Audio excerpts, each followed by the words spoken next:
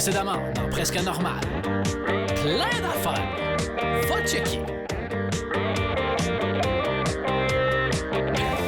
Je comprends pas ton obsession sur le préservatif. Chut.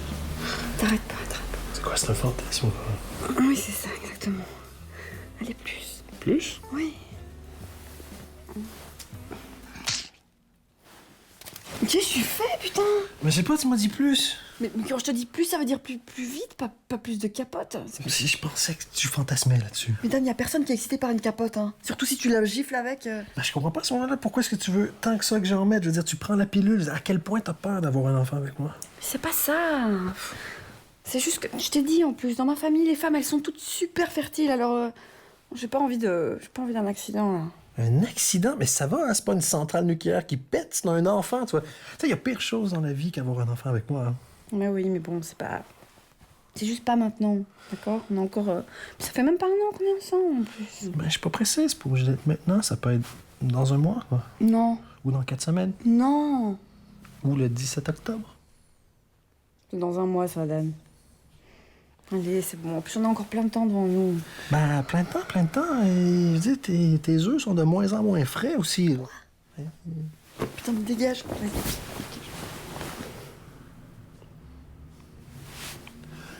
Juste pour être sûr, je dors chez moi ce soir. Ouais. Et on finit pas.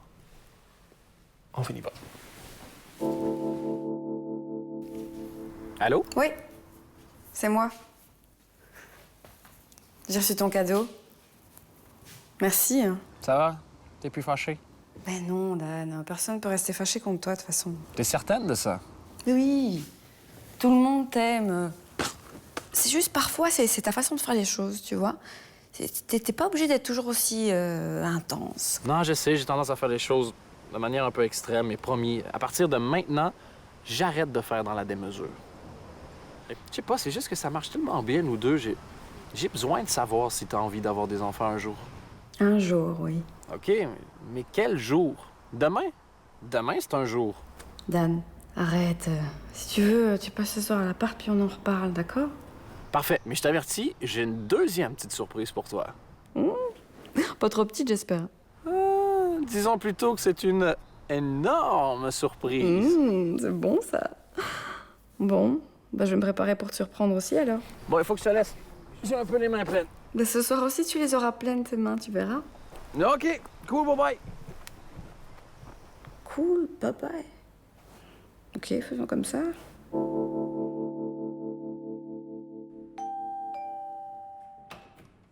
Surprise!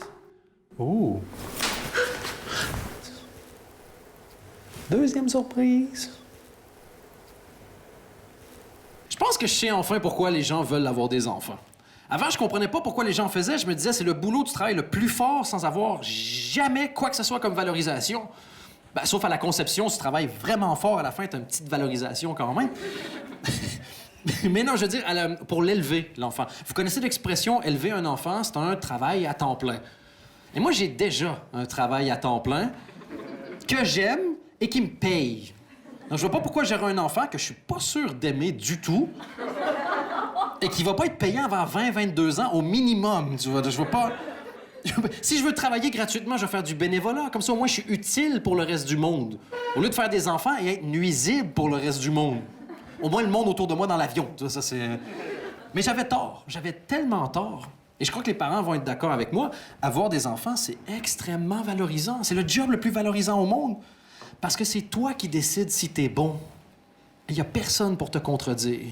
Il n'y a aucun autre job comme ça. Si moi, je travaille puis je dis à mon boss, je suis bon, puis lui, il me dit, t'es une merde, la conclusion, c'est que je suis une merde. Tandis que si moi, je dis que je suis bon, c'est qui la seule personne qui peut me contredire? C'est mon enfant. Et tout le monde s'en fout de son avis. C'est un enfant. Si tu dis, je suis un bon parent, il te dit non, tu peux l'envoyer dans sa chambre, c'est malade. T'as déjà essayé d'envoyer ton boss dans sa chambre, voir ce que ça faisait, là? Ça marche pas. Ton enfant, il pense que tu lui dis de penser. Je suis un bon parent, je le sais pas. C'est moi qui te dis quoi penser pour les 15 prochaines années. Donc, je suis un bon parent. Fait OK, c'est magique.